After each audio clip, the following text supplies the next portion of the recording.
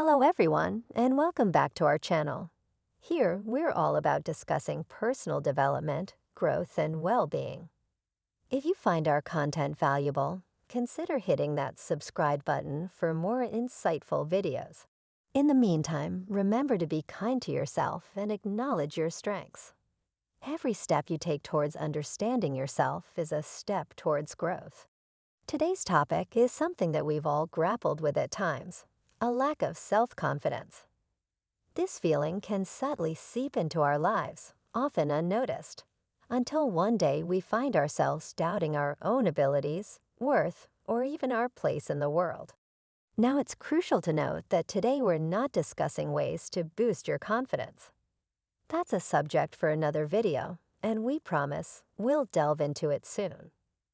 Instead, this video is all about identifying signs of diminishing self-confidence. Recognizing these signs early on is the first step towards addressing the issue. We've prepared 5 key suggestions to help you understand and detect if you, or perhaps someone close to you, might be facing a lack of self-confidence.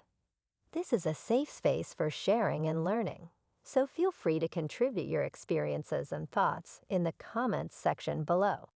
Are you ready to embark on this journey of self-awareness? If so, let's jump right into our first point. Our first point on the path of understanding self-confidence, or the lack thereof, is to identify and challenge negative thoughts. This is a fundamental step, as our thoughts greatly influence our self-perception and, by extension, our confidence. How can you detect a lack of self-confidence through your thoughts? Well, negative self-talk is a common sign. This can manifest as an inner voice criticizing your actions, belittling your achievements, or constantly comparing you unfavorably to others. These thoughts can often be subtle and habitual, making them tricky to spot.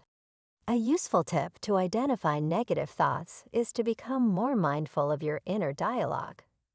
Pay attention to the words and language you use when you think about yourself. Are you constantly belittling yourself or downplaying your achievements? Do you often think you're not good enough or out of your league, even before you attempt something new? If the answer to these questions is yes, then it might be an indication of low self-confidence. Remember, recognizing these thoughts is the first step. The next step is challenging them. Ask yourself, are these thoughts based on fact, or are they just assumptions? Is there evidence that supports these negative beliefs, or are they simply products of fear and insecurity? Challenging these thoughts can help you realize that they are not truths, but rather distorted perceptions that can be changed. In our next video, we'll discuss strategies to address these thoughts, but for now, let's focus on recognizing them. So take some time after this video to reflect on your thought patterns and see if you can identify any recurring negative thoughts about yourself. Next, we'll move on to the second point on understanding self-confidence. Moving on to our second key point, fear of failure and avoidance. This is another significant indicator of a lack of self-confidence. Fear of failure can often lead to avoidance behaviors where we decide not to try something new or challenging simply because we're scared of not succeeding. How does this manifest? You might notice a tendency to avoid unfamiliar situations or opportunities that involve a risk of failure. For instance, you might resist taking on a leadership role at work, trying out a new hobby, or even voicing your opinion in a group discussion, all due to a fear of not performing well or facing criticism. Moreover, you might find yourself procrastinating on tasks, not because you lack the time or resources, but because you fear the outcome might not meet your expectations or those of others. This fear of not being perfect, of making mistakes, often stems from a lack of confidence in one's abilities. Keep in mind that everyone experiences fear of failure at some point. It's a universal human experience. However, if you find that fear is dictating your choices and preventing you from pursuing opportunities, it might be a sign of low self-confidence. Take some time to reflect on your recent decisions. Have there been times when you've avoided doing something because you were scared of failing?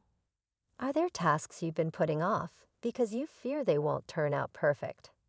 These might be your clues pointing towards a lack of self-confidence. Recognizing these signs is the first step towards understanding your self-confidence.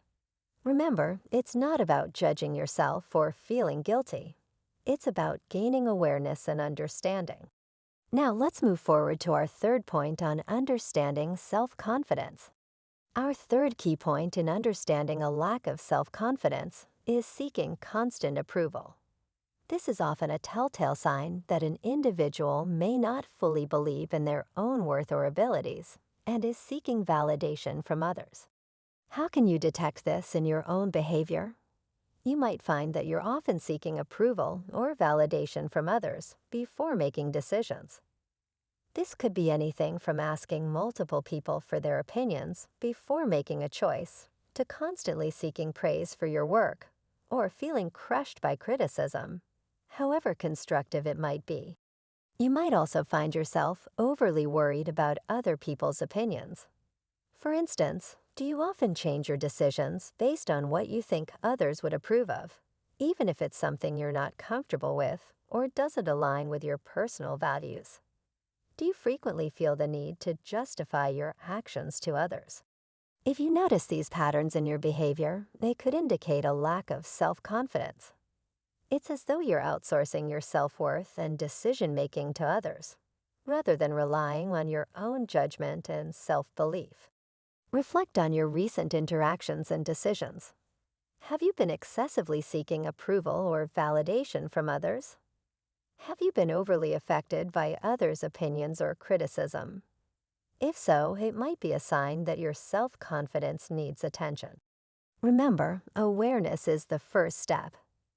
Identifying these signs in your behavior can help you better understand your level of self-confidence. Now let's move on to our fourth point on understanding self-confidence. Our fourth crucial point in understanding a lack of self-confidence is comparisons and envy. This is a common behavior that can indicate that you're measuring your self-worth against other people's success or achievements. How can you identify this in your own behavior? You might find yourself frequently comparing your life, achievements, appearance, or abilities to those of others.